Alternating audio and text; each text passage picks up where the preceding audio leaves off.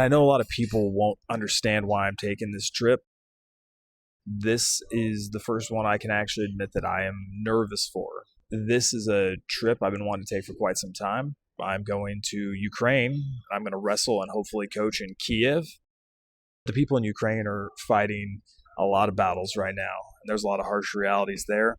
And I think now in the last few months that they've been able to resume shows and try and get a little bit of that normality back in their lives, it's more important than ever to help in some way that I can.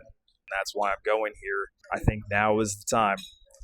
I'm really thrilled. I'm really pumped, and I'm really nervous. But I know I'm going to meet a lot of awesome people, and I know I'm going to see some awesome places.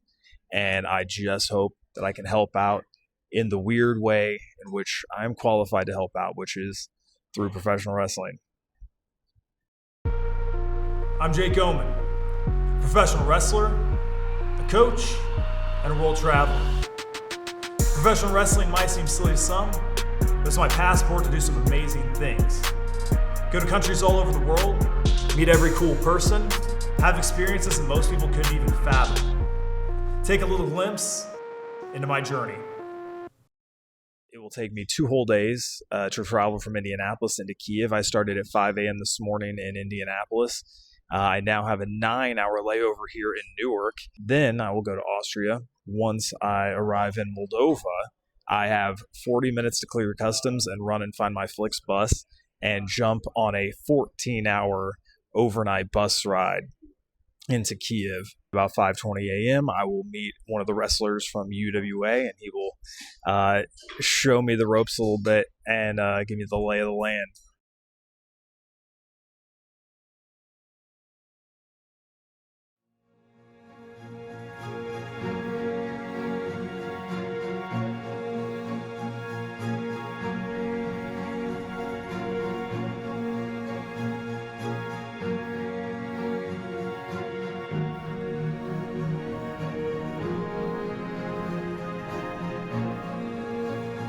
Rocky is the underdog.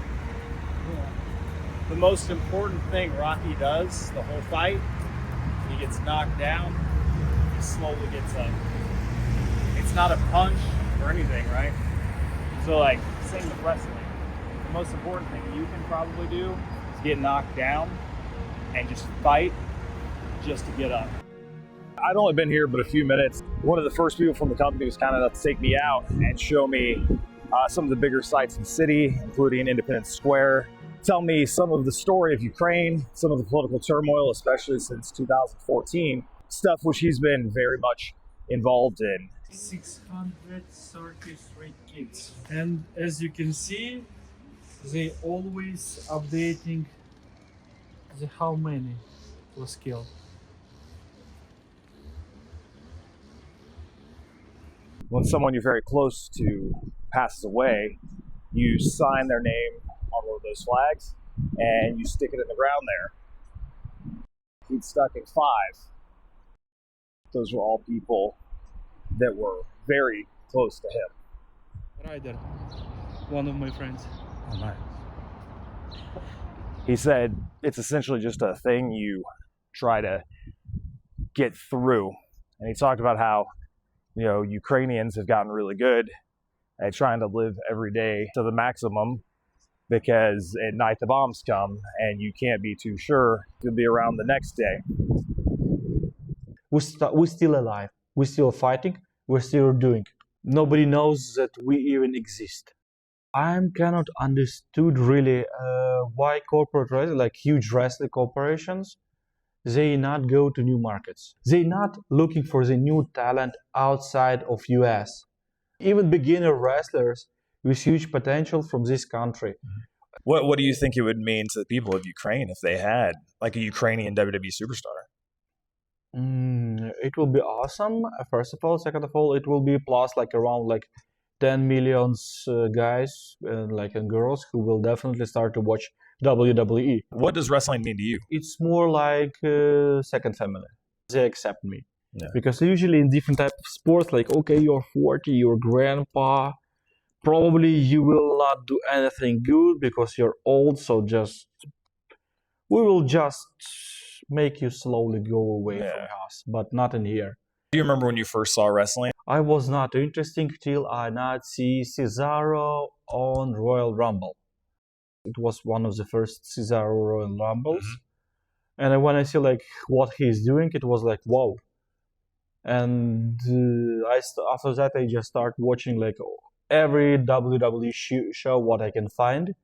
What do you do here at UWA, man? Well, like officially split, so there is like UA, it's one company, but we create like SmackDown and Raw. We split it to Underground and Adrenaline. And I prefer to be on Underground. In the beginning, as I remember, it was like around like 8 or 9 wrestlers. When I came to show, it was like less than 10 people. Right now, it's more than 30 people.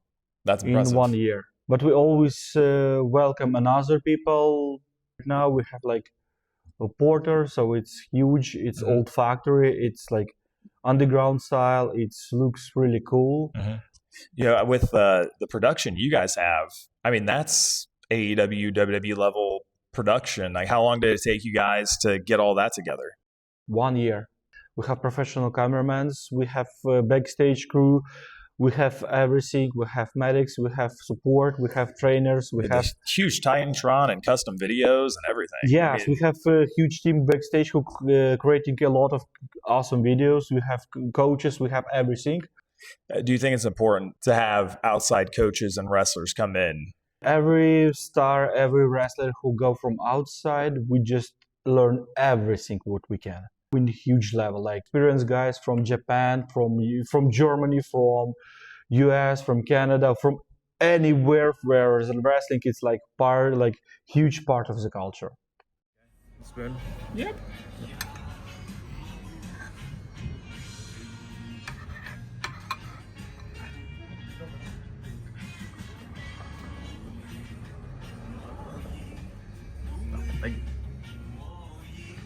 All right.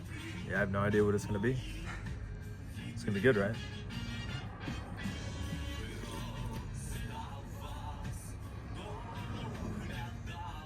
That's really good. Hell yeah.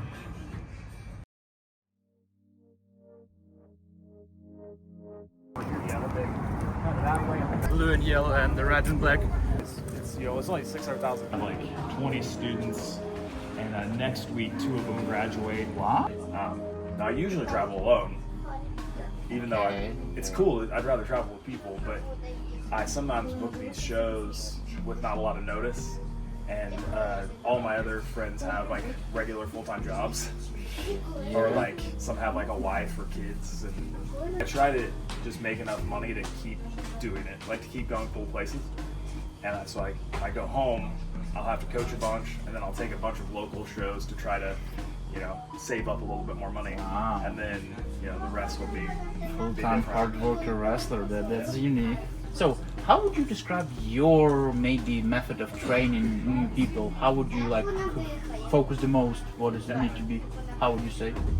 I want them all to be good enough to go out and have, like a 20 or 30 minute match without talking about anything in the back. Like every bump is flawless, everything they give is safe. They know how to move around real well. And those are the big things. That's the big things. Yeah, most of it's footwork, body control. You want everything we do to look like a reaction, right? Like you want it all to look like a real fight. You wouldn't know, you don't know in a real fight what's going to happen.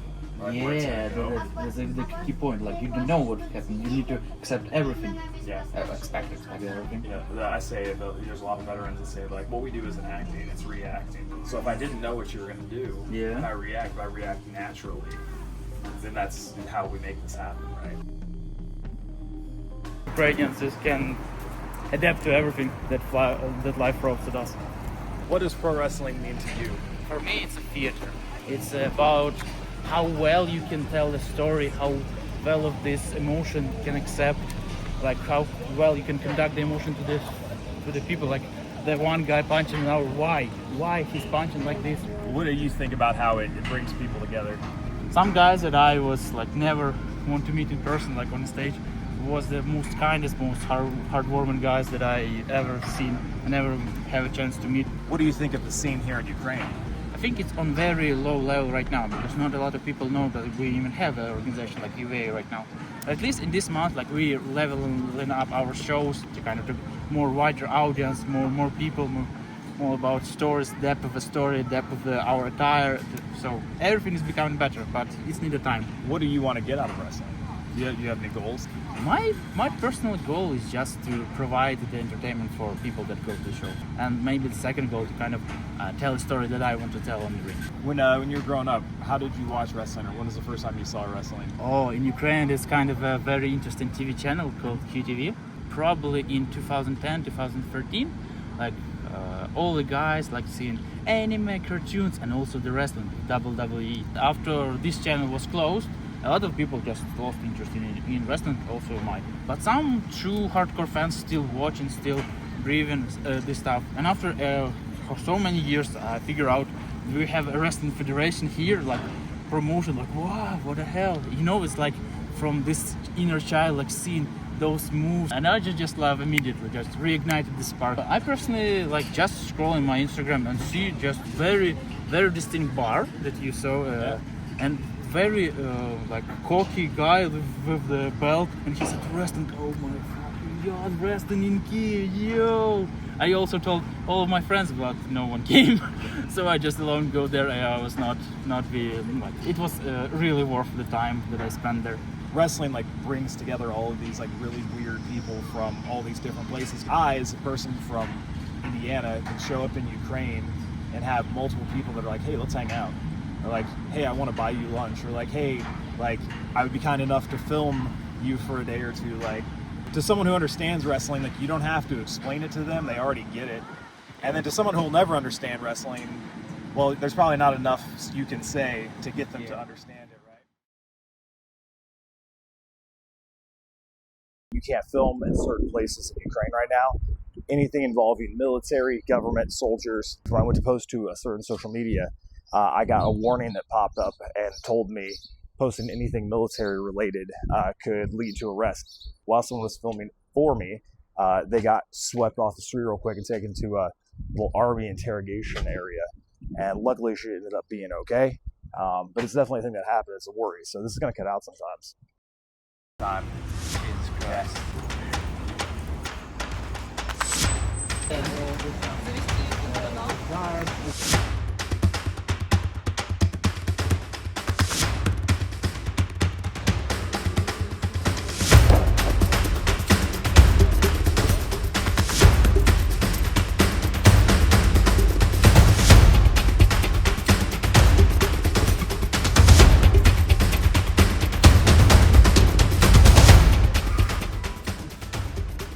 Body control.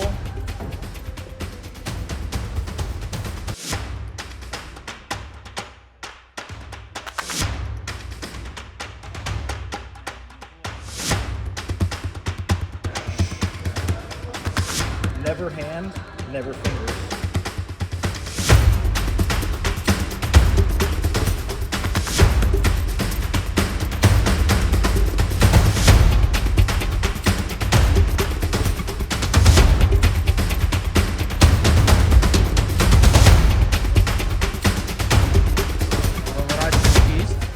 This turn turns this elbow.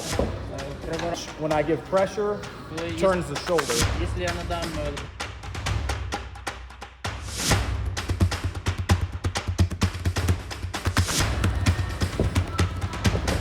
No choice.